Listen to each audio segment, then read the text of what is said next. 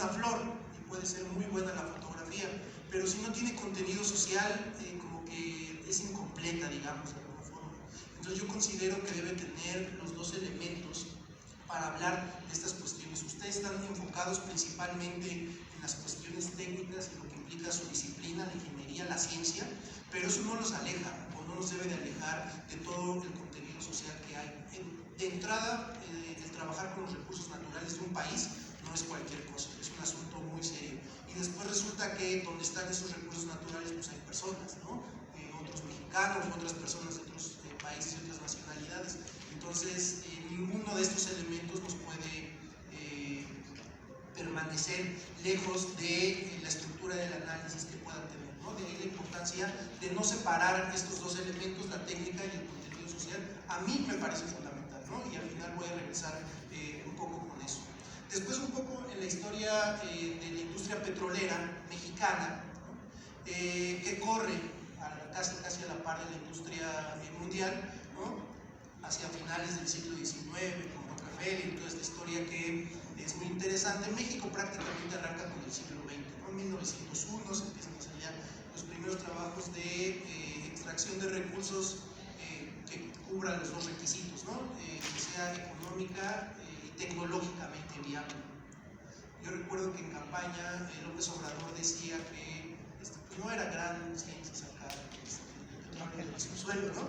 Es un discurso político, ¿no? De ninguna manera me imagino que fuera en desprecio a todas estas actividades que ustedes llevan a cabo, que ustedes van a llevar a cabo y que son muy complejas, ¿no? Tienen una complejidad muy alto y además necesitan una precisión del más alto nivel, ¿no?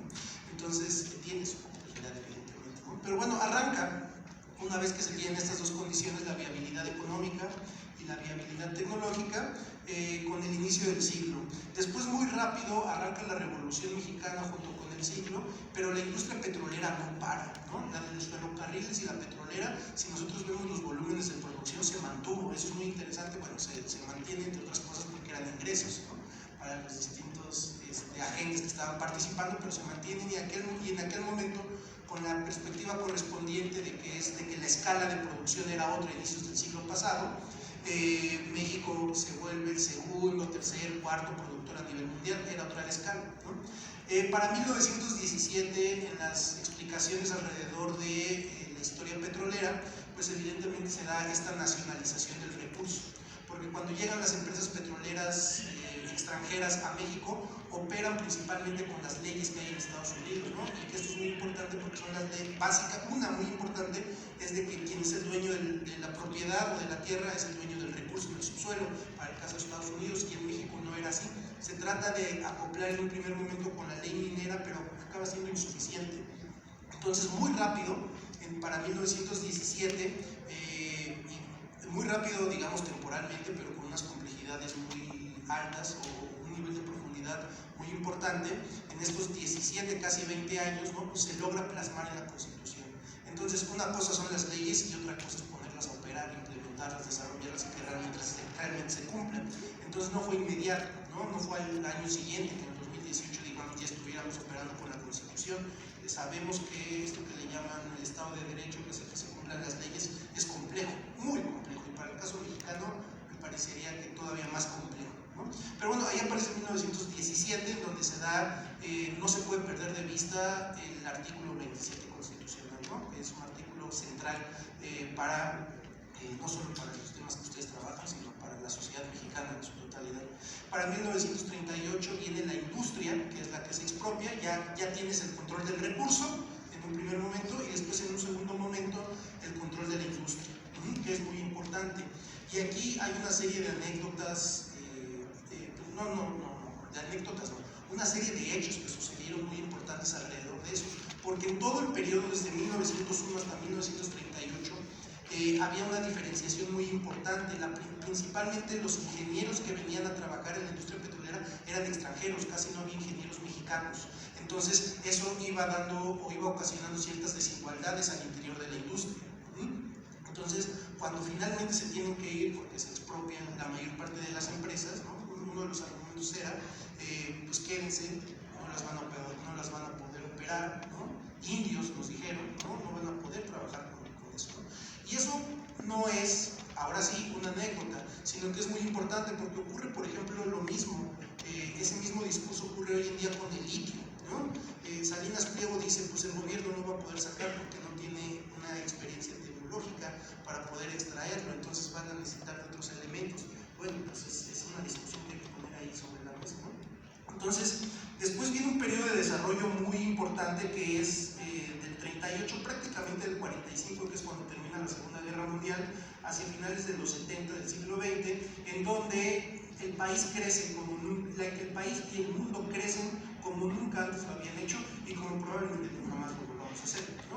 Entonces, un periodo muy importante, los años dorados del capitalismo, ¿no? Que finalmente truenan con una crisis muy importante, que justo el descubrimiento de Cantarell permite gestionar, alargar un poquito esta crisis, ¿no? Cuando se descubre Cantarell, la información, bueno, el requisito que les pedían los bancos al gobierno para poderle canalizar recursos eran los estudios que hacían los ingenieros, los geólogos, llegaban con estudios geológicos para decir, se estima que hay tantas reservas y en función de eso se daban los créditos, ¿no? No es que todavía ya se estuviera extrayendo el recurso como tal. Cantarell realmente, sus mayores niveles de producción ocurren entre el 2000, 2009, 2012 aproximadamente, todo ese periodo es cuando realmente se extraen los recursos de allá de Cantarell. Después en 1980 inicia en México, 82, lo que conocemos como el neoliberalismo, en donde se cambia, ¿no? De manera muy importante la manera de conceptualizar, en donde uno de los argumentos centrales es que el sector privado es más eficiente que el sector público. Y a lo mejor para el caso mexicano podríamos tenerlo, digamos, no tanto en cuestión, pero seguramente no ocurre lo mismo para el caso japonés o para el caso alemán, en donde habría que poner más en cuestión si un sector es más eficiente que el otro o no, ¿no? Y habría que evaluar esos elementos. Y vienen una serie de reformas en donde se le da una mayor participación al sector privado, a partir de 1980 y hasta el 2013-2014, con las reformas que logran desde 1938 modificar la Constitución, el artículo 27 particularmente, y donde se le da acceso al sector privado directamente al recurso, ¿no? En aquel momento decían manteniendo, ¿no?, lo que Cárdenas quería, ¿no? Pero bueno, era básicamente un discurso aperturista hacia el sector privado, lo que ocurre con las reformas del 2013-2014. Ahorita voy a entrar a detalle sobre algunos de estos aspectos, ¿no? Y yo pondría en la línea al final lo que está ocurriendo con el gobierno actual. Ya llevamos casi 5 años que ya estamos en condiciones de evaluar, ¿no? El lema que ellos utilizan es el del rescate y la soberanía, el rescate de la soberanía, que es muy importante. Ahora ya se puede hablar de rescate, ahora ya se puede hablar de soberanía y ahora ya se puede hablar de seguridad energética. En muchos años era un poco complejo decir, porque era muy fácil el argumento de poner al frente al sector privado y luego entonces ellos resuelven, ¿no? Entonces, pero pues es justo un tema a discusión. ¿Por qué desde la historia y por qué desde la economía y por qué aquí, ¿no? Es el eje que traigo de la presentación. Es un condicionante del desarrollo. ¿Qué es un condicionante del desarrollo? La innovación tecnológica, todo lo que se hace alrededor de la ingeniería. En México, asumiendo que tenemos recursos en suficiencia, que los tenemos, no solo en cuanto a la extensión del territorio, sino lo que hay en el territorio como tal, recursos petroleros, agua, biodiversidad, climas, población, y podríamos irnos recurso por recurso y vamos con minerales, no se diga minerales, llevamos años extrayéndolos, y nos podemos ir recurso por recurso y no terminaríamos, ¿no? Entonces, ¿pero qué es lo que nos hace falta o qué es lo que nos tiene en esas condiciones? Yo considero, es una propuesta mía, que México, donde realmente ha tenido un núcleo de desarrollo tecnológico, ha sido en Pemex, ¿no? De todas las innovaciones dentro de la propia empresa y dentro principalmente del Instituto Mexicano del Petróleo. Me parece que la manera en la que resolvían sus problemas históricamente es una cosa sensacional. Ahora podríamos decir, ahora que nos dedicamos a fabricar Coca-Colas piratas, pues cualquier cosa, ¿no? O sea, tenemos un núcleo de desarrollo tecnológico también muy importante ahí que habría que ir a estudiar, ¿no? Porque tiene un grado de que nos habían dicho que había una receta secreta y que nadie tenía acceso a ella. Bueno, pues en México logramos eso, entre otras cosas. Esto lo digo un poco porque no es un problema de capacidades. Si fuera un problema de capacidades de las ingenieras y los ingenieros mexicanos no pueden, bueno, pues resolvemos de otra forma, pero no es un problema de capacidades, ¿no? Es un problema muy interesante al respecto alrededor de la tecnología, de las innovaciones, de las patentes, etcétera, etcétera. Las problemáticas tienen que ser vistas en una larga duración, ¿no? Al menos siglo XX la industria petrolera. ¿Qué pasó? ¿Quién operaba? ¿Cómo lo operaban? ¿Qué ocurría? Mucho se habla alrededor de la expropiación petrolera e inmediatamente, previo, durante y después, ¿no? Del desarrollo, de la creación y del fortalecimiento del Politécnico, pero acá ya había una facultad de ingeniería que venía, digamos, trabajando de manera muy importante, muy importante, alrededor de toda la industria, pero particularmente de lo que estamos hablando, ¿no?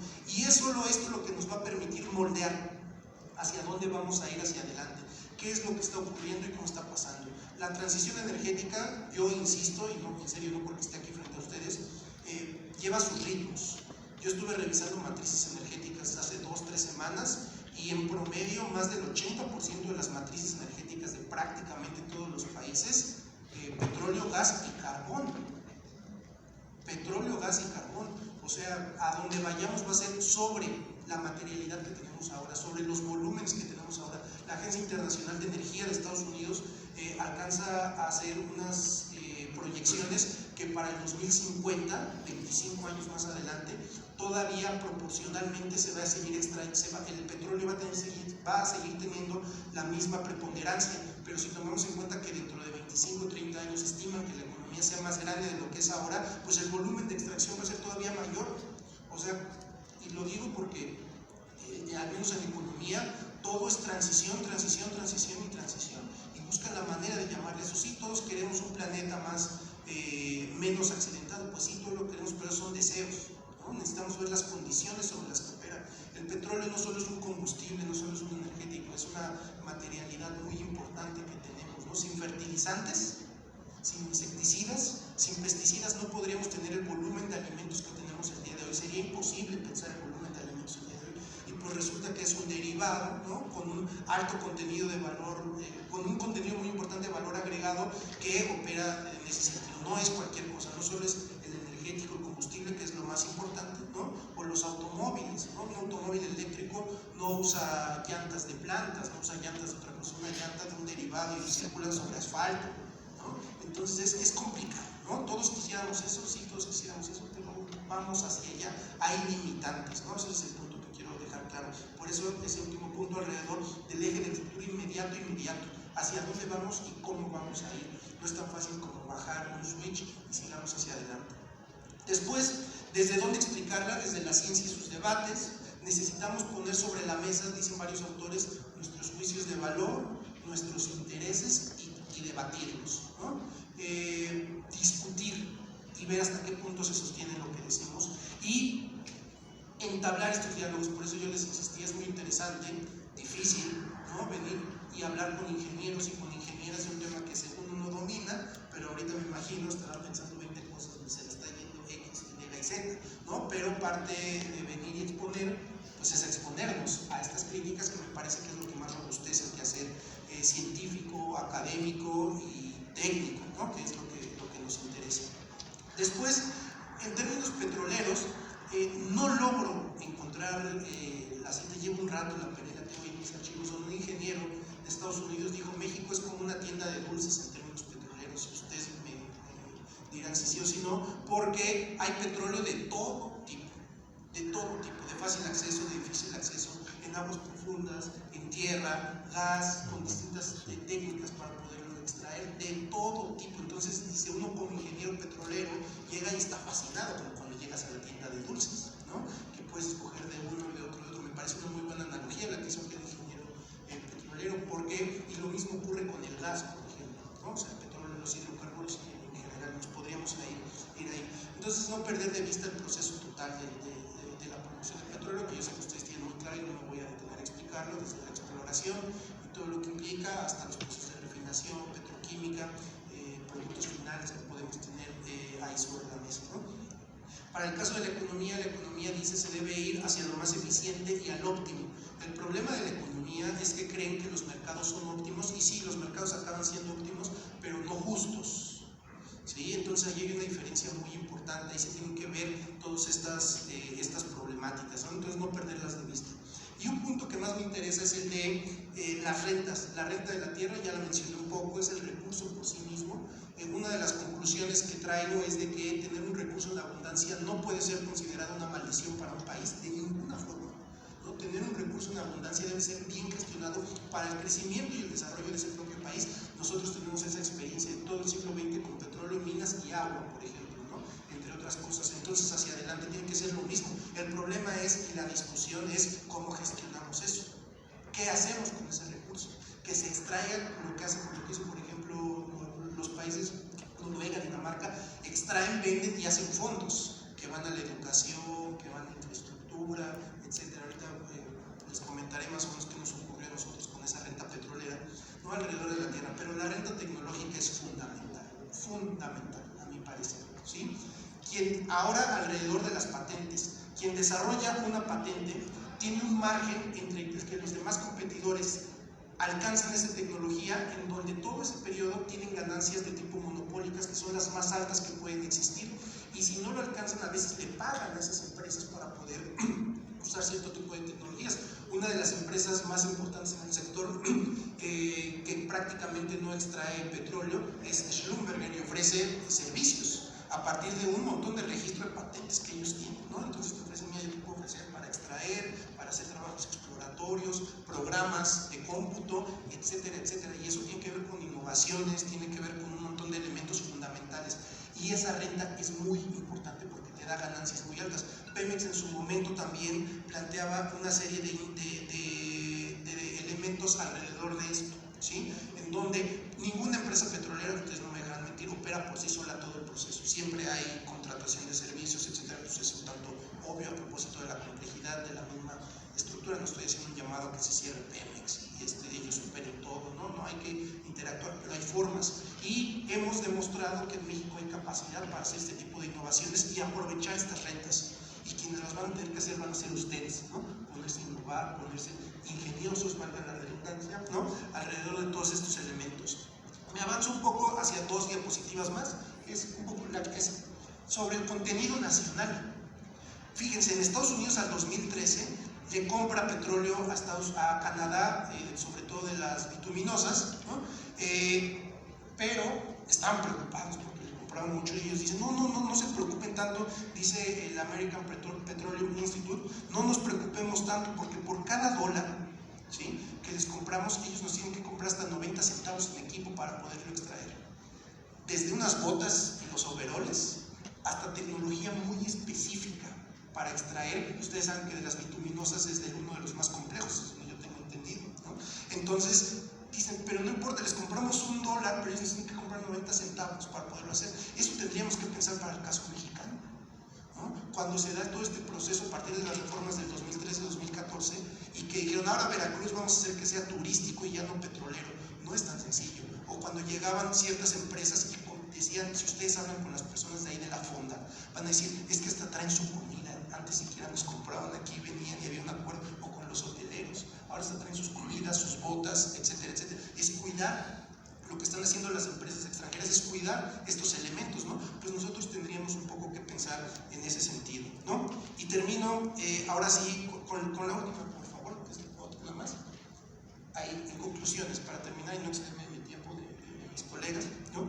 La historia del petróleo es fundamental para entender, no solo es para no repetir errores, sino para saber qué se ha hecho y cómo se ha hecho, y a partir de eso aprender. Cuando nosotros llegamos al médico, los médicos y las médicas nos empiezan a observar y nos hacen algunas observaciones, y sigue, después les damos un historial clínico, pero cuando viene la hora de la verdad es cuando nos mandan estudios, y los estudios, ahí no puedes engañar a nadie, ¿no? Ahí viene ya el resultado, digamos, más aproximado de lo que está ocurriendo, pero sobre todo las causas. Entonces tienen que ver con estos elementos, por eso no lo podemos dejar de lado. Así como nosotros desde la historia, nosotros desde la economía, no podemos dejar de lado la parte técnica y decir, ay, pues esa es bronca de los ingenieros y las ingenieras. No, es absurdo en términos de estructuras de pensamiento, del análisis científico y todas estas de la ingeniería, etc. Ya había dicho esa, no voy a retomarla más. Ya había dicho también la cuestión de la transición energética. El Estado debe tener el control sobre los recursos, yo considero eso no quise que hagan operar solos. No estoy diciendo cierres y todo, solo el sector público, pero sí es muy importante, yo considero eso, ¿no? Porque da renta, no por otra cosa. ustedes deberían de saber o saben seguramente que en cuanto, que es lo que ha venido ocurriendo con algunas empresas en el país, que en cuanto si yo gano una licitación de algún bloque petrolero, sin yo extraer una sola gota de petróleo, yo lo puedo registrar contable y fiscalmente y me representa para la empresa un volumen muy importante sin que yo haya sacado una sola gota, ¿no? Entonces es muy importante ese elemento y vincularlo con donde necesitamos. No lo hemos logrado, llevamos muchos años, pero al menos 100 años, desarrollos tecnológicos dentro del país que impactan. Cuando Corea del Sur despega, entre otras cosas, un indicador que no es un despegue, digamos, ideal, ¿no? Si nosotros vimos la película de Parásitos, nos da una idea de cómo está Corea del Sur también en otro sentido, pero ha despegado, ya como estaba hace 40 años, y que de repente veamos aquí a Samsung, obedece a eso, ¿no? A una serie de un núcleo de desarrollo tecnológico muy importante. Entonces termino yo con dos cosas, además de esas que traigo ahí. La regulación se ha vuelto muy importante, un lugar donde trabajan también ya ahora los ingenieros y las ingenieras egresados de todas estas carreras, es la regulación muy próxima al derecho. Yo estaba revisando cuestiones de los contratos, una tesis de licenciatura de Ingeniería Petrolera, ¿no? Dirigida por un profesor de acá que fue comisionado recién renunció y inició el sexenio, sobre los contratos petroleros. Parecía una tesis de derecho. Entonces, eso te da una idea de hacia dónde hay que estar observando. No quiere decir de ninguna manera que dejen su disciplina, ¿no? Tienen que mantenerse, digamos, muy pegados o muy en conjunto con su disciplina, pero allá, después a la economía también hay que voltear, porque es lo que les menciono de los contratos, no solo una gestión jurídica, sino una gestión económica, ¿no? De cómo van a trabajar. Entonces, el llamado, y que es con lo que termino, es a que este tipo de ejercicios sean permanentes, no solo las pláticas o las conferencias, ¿no? Sino la interacción que tengamos entre ingeniería, economía, derecho, como al menos 3 elementos, y evidentemente la historia, ¿no? Pero no como anécdota donde podemos platicar que Rockefeller, en cuanto sacó el petróleo, no tenía dónde guardarlo, se fue a comprar barricas de whisky, ¿no? Para poderlo guardar. No, pues es una anécdota de cafecito, ¿no? Pero sino elementos serios de la problemática que implica la construcción de ductos, y no olvidarnos, ¿no? Que cuando ustedes operen, tomen en cuenta que encima de donde van a trabajar hay recursos naturales que pertenecen al país y hay poblaciones enteras, ¿no? No es simplemente como que ese no es mi trabajo, hay que tener esa sensibilidad en todos los sentidos. Yo os los digo porque en economía se ha perdido esa sensibilidad, es lo que diga el mercado y vámonos, ¿no? Y lo digo porque la sensibilidad social que tienen los ingenieros es muy alta. Javier Barros Sierra es un ejemplo de esa sensibilidad. Salir a marchar con los estudiantes en el 68 fue poner en riesgo su vida, ¿no? No les estoy diciendo que hagan lo mismo de ninguna forma, ¿no? Pero sí no separar estas dos partes que me parecen centrales. Mantenerse como profesionales perfectos en la técnica sin perder el contenido social, que es la primera diapositiva que presenté. Les agradezco mucho que me hayan oído. Y ya, termino. Gracias.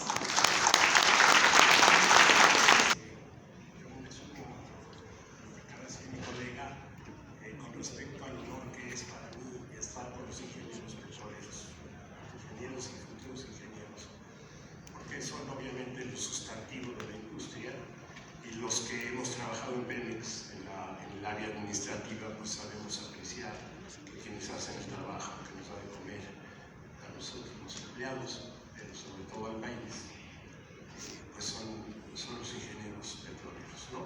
Recuerden que durante años más de una tercera parte del presupuesto nacional del gobierno pues dependía de los ingresos petroleros.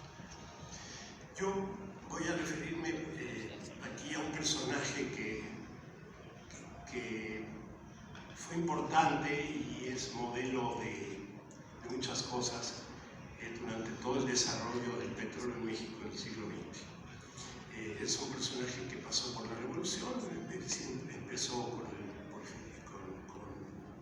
porfiriato, luego con la revolución, luego con Cárdenas, llegó hasta Ávila Camacho, murió a principios de los años 50, y fue el fundador del Universal.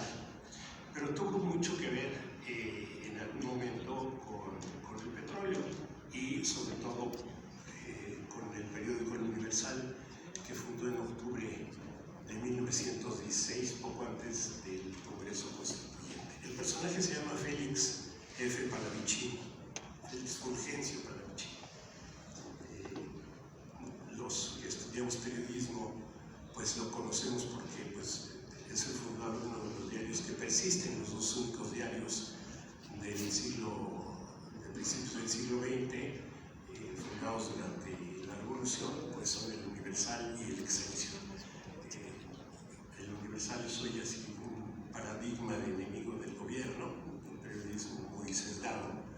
El Excelsior fue refundado hace algunos años justamente para intentar que el presidente Andrés Manuel llegara al poder, ¿no? Quiero empezar hablando del archivo histórico de Pemex y una pequeñísima historia de ese archivo histórico. Cuando vino la expropiación en 1938, el gobierno envió la noche del 18 de marzo, envió a cada una de las empresas petroleras extranjeras, era la mayoría, y desde luego las más importantes, envió pues, pelotones de soldados para resguardar las instalaciones y tomar las instalaciones, ¿no? Pues al día siguiente el gobierno tomó posesión de todas las oficinas y en la mayoría de los casos le permitió a las empresas que sacaran sus cosas, es decir, sus papeles o lo que tuvieran ahí en las oficinas, pero en el caso de la Compañía Mexicana de Petróleo del Águila, que era una compañía inglesa de origen, que fundó Lord Cowley, Whitman Pearson, ya a esa altura era una empresa anglo-holandesa que es hoy la Shell, ¿no? Es decir, en 19 fue comprada por los holandeses en su mayoría, quedó una participación británica, pero ya era holandesa.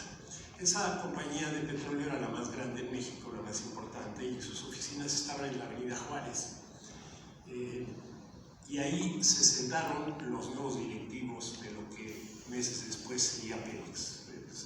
Se llamó una administración del petróleo, que después ya se fundó como Petróleos Mexicanos en junio de 38. Ese momento es importante para el archivo histórico de Pemex porque al empezar a despachar en las oficinas del Águila, el gobierno mexicano, pues no permitió que sacaran los ingleses el archivo de la empresa que estaba ahí. En algún momento de las reuniones de consejos de administración que hacían los funcionarios mexicanos para hacerse cargo de la empresa y de todas las empresas, de hecho, de todo el petróleo, hay una petición de los ingleses, de los representantes del Águila, de retirar el archivo, y el Consejo de Administración decide no entregárselos porque pues ahí había información valiosa para ellos. Ese archivo quedó pues tal cual como estaba ahí en esas oficinas. Luego esas oficinas se derrumbaron y se hizo un gran edificio para Pemex. Una vez que se hizo el edificio se metieron en un sótano y luego pasaron a donde hoy está la torre de Pemex, en un edificio contiguo, y lo metieron ese archivo en el sótano del edificio que se llama B1 en Pemex. Y ahí quedó pues durante 40, 50, 60 años, intocado. Sus cajas eran la mayoría cajas de madera, estaba muy bien, era un muy buen archivo, aunque no se tenía la guía del archivo, no se sabía cómo estaba organizado, pero estaban los expedientes intactos. En un momento dado, en uno de los aniversarios de Pemex, le pidieron a una historiadora, Lourdes Celis, le pidieron que hiciera una historia del petróleo, y Lourdes Celis se enteró que había ese archivo ahí abandonado en un sótano, y se fue a meter al archivo, y con eso, sin guía alguna, nomás abriendo las cajas al azar un poco, hizo una muy buena historia del petróleo que publicó Pemex, de la primera parte de la historia del petróleo en México. Muchos años después, yo creo que unos 10, 15 años después, un investigador del Colegio de México, un historiador, Carlos Marichal, se enteró de la existencia de ese archivo y conminó a varios historiadores a que lo trabajaran ahí en el sótano. Entonces Marichal habló con el entonces director de Pemex, que era Adrián Layú, cuya esposa es Soledad Loaiza y trabaja en el Colegio de México. El director de Pemex accedió, se enteró de la existencia de ese archivo del Águila y accedió a hacerle una bóveda especial para hacer un archivo histórico de Pemex. Y es lo que hoy, eso fue el primer fondo que recibió el archivo histórico de Pemex. Ese fondo es muy interesante porque es una historia día con día, desde los detalles menores hasta reportes de accionistas, reportes de perforación, reportes de producción, reportes de pago de impuestos, reuniones con funcionarios públicos desde Madero hasta el 38.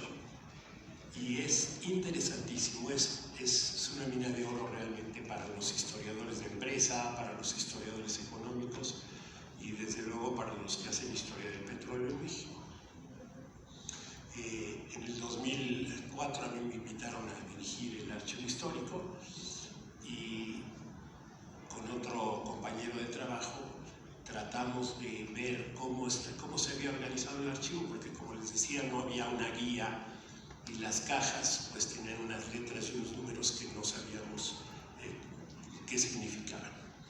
Entonces abrimos al azar varias cajas con diversas denominaciones en la caja de números y letras para intentar saber si había algún orden, si encontrábamos algún orden, un sistema de archivo ahí, ¿no?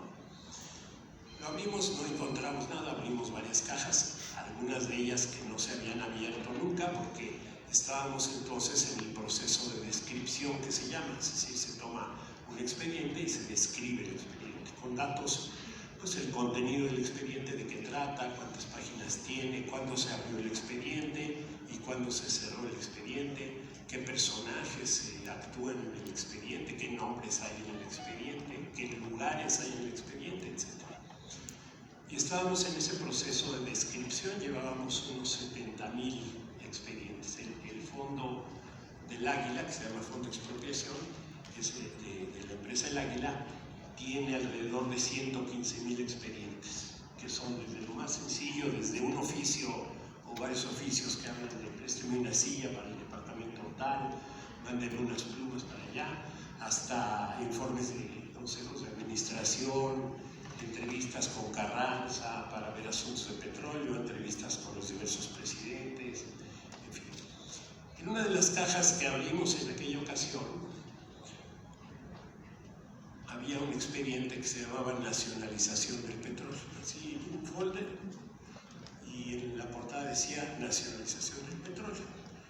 Lo abrimos y empiezo a ver, pues más o menos de qué se trata. Me doy cuenta que el Águila abre un expediente en 1937 cuando se entera que va a haber el Congreso Constituyente de 1917 y sospecha que en ese Congreso Constituyente puede haber alguna afectación al petróleo, ¿no? El Águila y otras empresas norteamericanas estaban siempre luchando contra los diversos gobiernos para defender la posesión del petróleo y defenderse de los impuestos, en fin, de las inspecciones, etc. Era una relación más o menos tensa, pero casi siempre legal, es decir, una relación que llevaban los departamentos legales de las empresas y el gobierno mexicano. Cuando empiezo a leer el expediente y a verlo, me encuentro con un nombre ahí que es Félix Palavicini. De casualidad caigo en alguna de las páginas. Ese expediente tiene 2 tomos, deben ser unas 300 páginas más o menos. y encuentro ese nombre Pallavicini y dije, me suena mucho ese nombre Pallavicini. Yo había estudiado periodismo y no me acordaba por qué me sonaba, y de repente me vino a la cabeza que claro, me sonaba porque era el fundador, como les decía, del periódico El Universal. En esa época los dos principales periódicos en 1917 eran el Excelsior, les decía, y El Universal. El Excelsior era la época de la Primera Guerra Mundial y el Excelsior se convirtió en un defensor del eje de los alemanes, y el Universal tomó el partido de los aliados, y había una pugna casi diaria entre esos dos periódicos por esa parte política, por ver con quién estaba. Recuerden que Carranza fue un poco ambiguo con respecto a esa guerra y lo hizo tan bien que logró mantenerse un poco al margen y muñequear, manipular un poco a los alemanes y a los americanos y a los ingleses de una manera muy hábil. Katz tiene un muy importante libro sobre esa etapa de México que es interesantísimo. Entonces me pongo a leer el expediente y me doy cuenta que el Águila había contratado a un diputado constituyente para que secretamente representara a el Águila en el Congreso, y ese diputado fue Félix F. Pallavicini, que además de director del diario, fundador y director del Universal, era una persona muy cercana a Carranza y se lanzó como diputado constituyente, salió electo y era uno de los 100 y pico diputados constituyentes que hicieron la Constitución del 17. Entonces ahí empiezo a ver, este tipo pues es un traidor a su patria, realmente trabaja secretamente con el Águila, y empiezo a ver la historia de Pallavicini con el Águila, y empiezo a ver la historia de Pallavicini con Carranza, y antes con Madero, y antes con Don Porfirio. Y entonces, pues, el Archivo Histórico de Pemex me dio para escribir todo un libro sobre la biografía de Pallavicini. Me pareció un personaje muy importante porque era el ejemplo del periodismo venal que todavía hoy padecemos, un periodismo que toma causas de manera no abierta o que disuelven la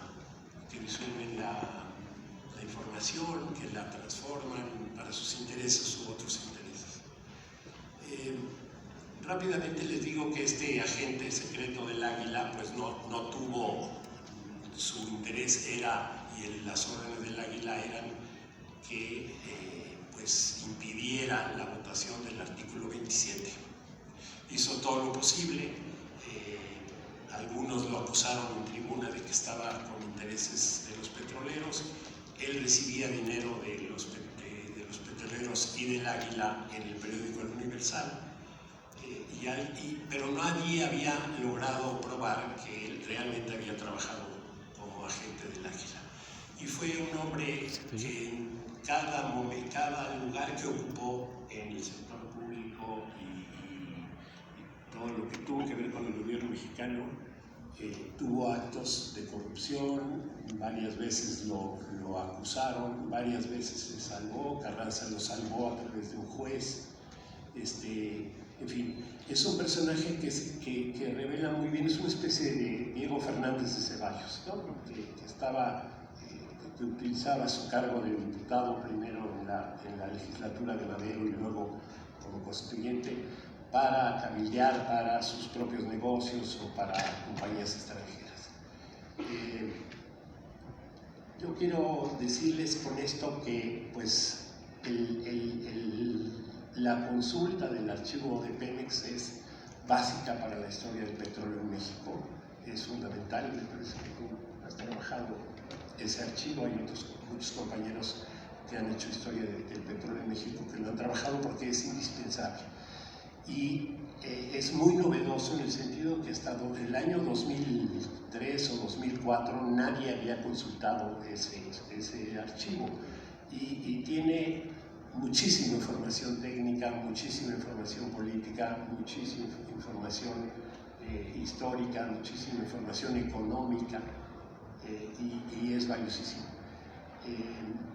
Yo creo que, por ejemplo, ese expediente que yo abrí, pues no se había abierto desde 1917, ¿no? Pasaron casi 100 años en que alguien abriera ese archivo y descubriera una serie de cosas, ese expediente, ¿no? Así que pues yo termino aquí invitándolos a que, si les interesa el tema de Pallavicini, pues está el libro en electrónico, en cualquier plataforma donde haya ebooks. Hay un capítulo en ese sitio que se llama academia.edu, ¿no? que hay un repositorio ahí de trabajos de historia y de otras cosas. Y pues invitarlos a que vayan al histórico, consulten el fondo de expropiación, y ahora hay otro fondo que está siendo descrito, que se llama el Fondo Tampico, que son varias empresas, lo mismo que pasó con el Archivo del Águila, pero son varias empresas en Tampico, y recuperamos eso hace algunos años, y están ahí varias empresas americanas y el Águila de sus oficinas en Tampico, es muy rico. Y pues aquí está el actual director del Archivo Histórico para que nos platique un poco más, Víctor Hugo. Gracias.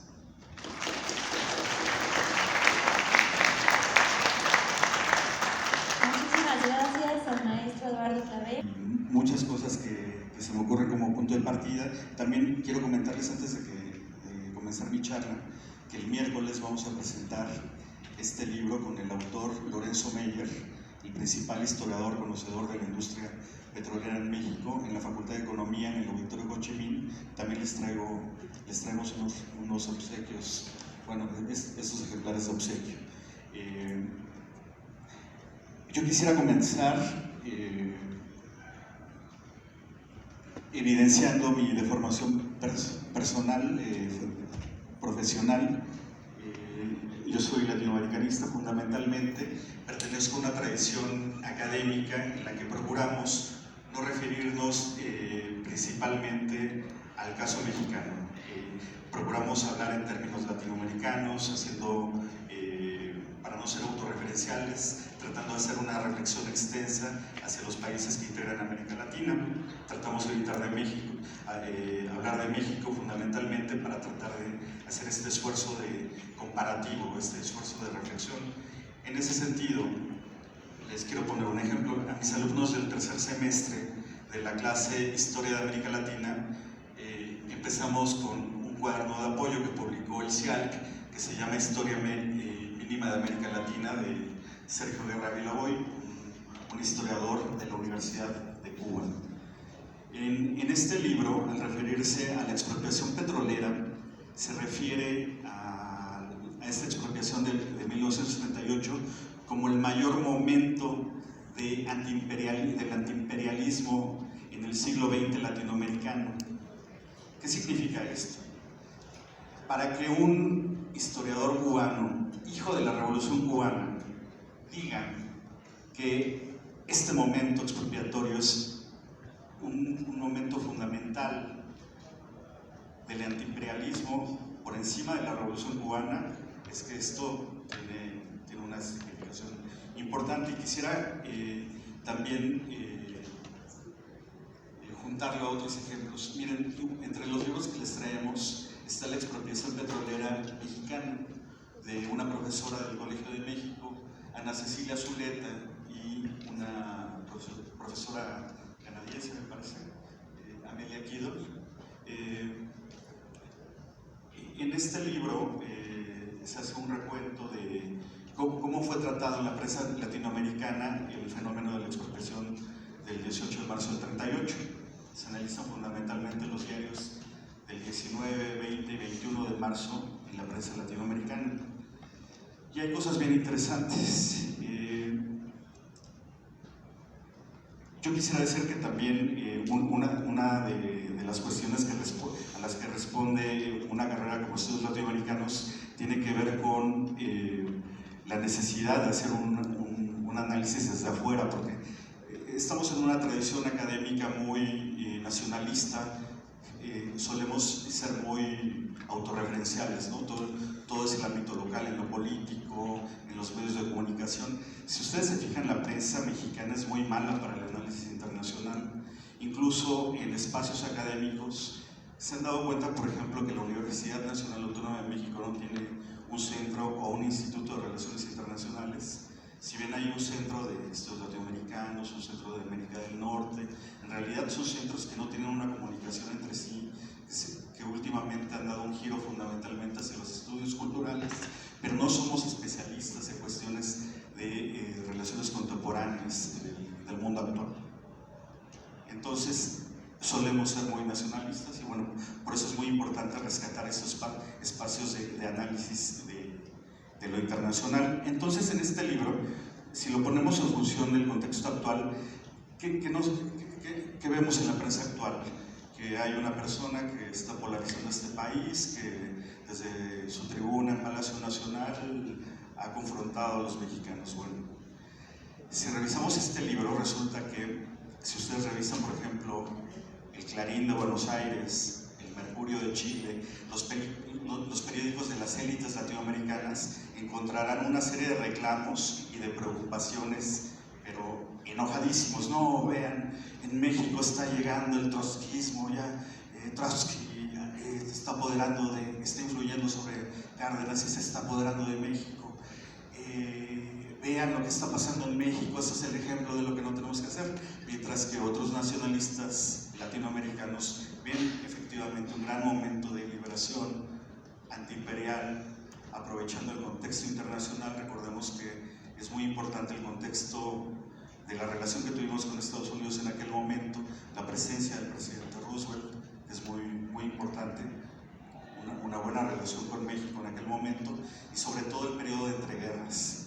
Las grandes potencias estaban preparándose para la Segunda Guerra Mundial.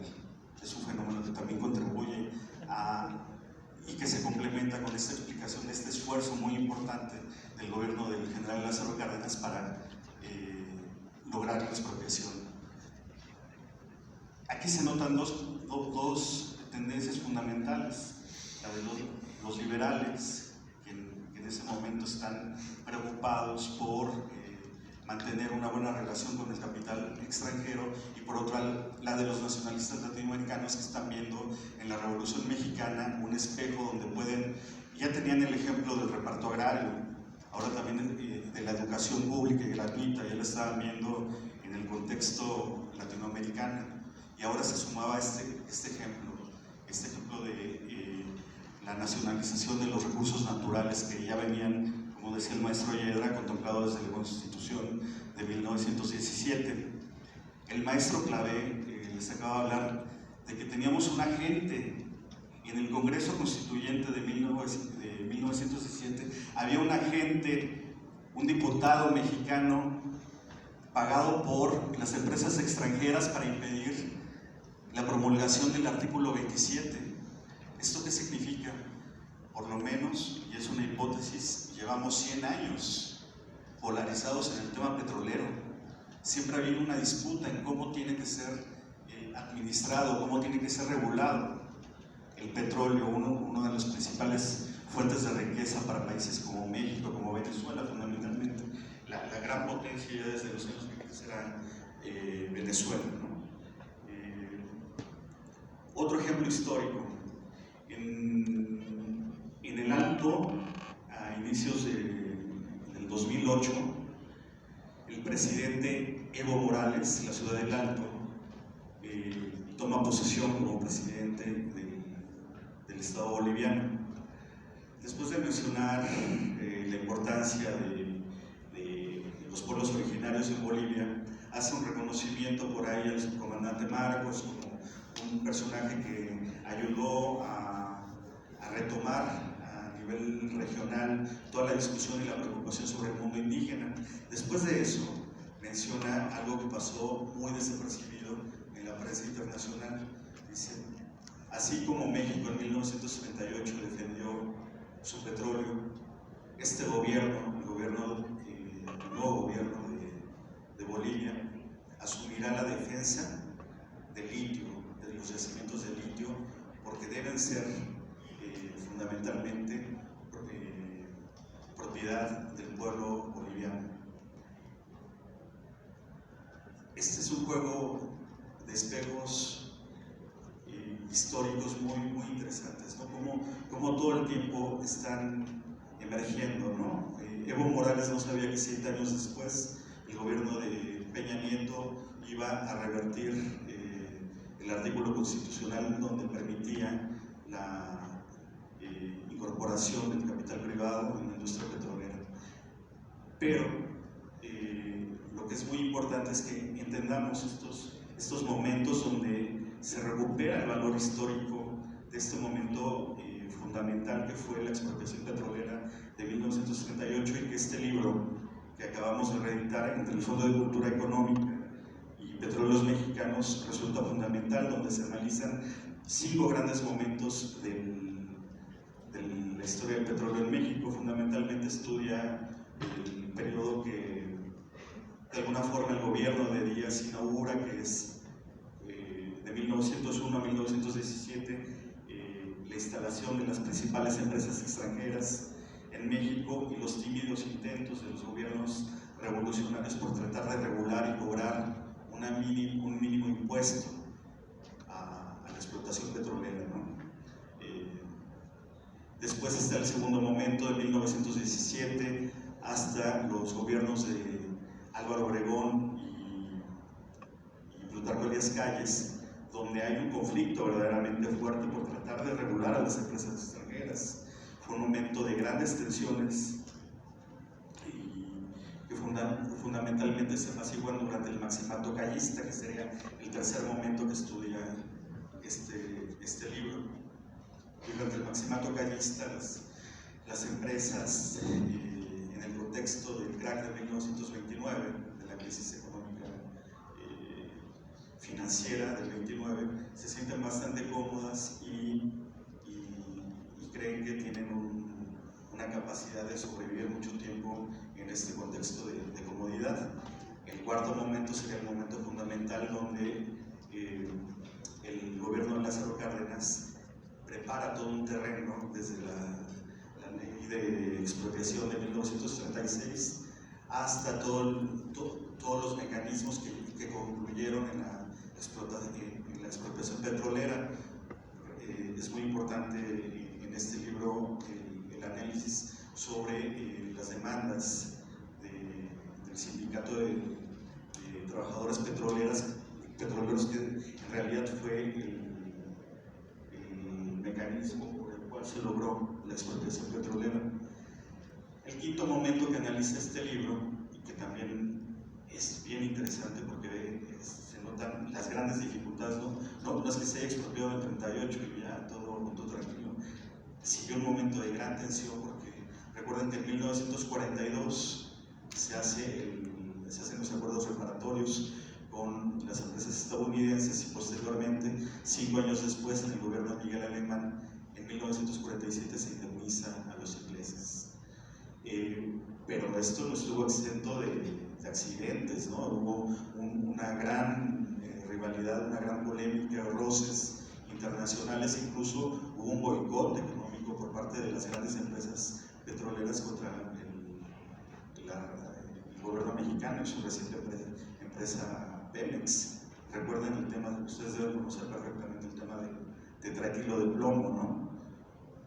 El hecho de que un antidetonante, ¿no? Para la industria de la gasolina, como el presidente Cárdenas llama a los químicos, a los ingenieros del Instituto Politécnico Nacional de nuestra universidad también a desarrollar rápidamente el tetratilo de plomo para sustituir las importaciones producto de ese bloqueo con Estados Unidos. Bueno, nos habla de la dificultad muy fuerte que tuvo el gobierno mexicano para estabilizar su empresa nacional, ¿no? los acuerdos de 1942, con la entrada de México a la guerra en la Segunda